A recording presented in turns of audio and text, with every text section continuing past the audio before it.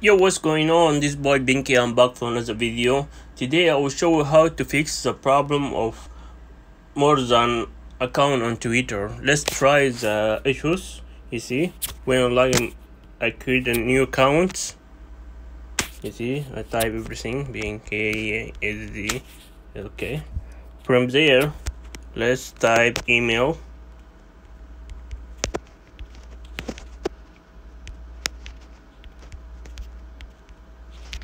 We get error that you see email has already taken.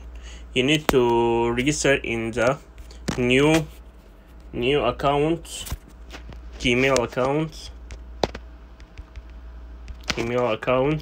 and use that email for Twitter, or use if you need to use the phone number, you need to type the phone number you are not that not belong to any another Twitter account. This video for today. I hope for you, and don't forget to subscribe to my channel to see new stuff. I'll see you next time, guys. Bye.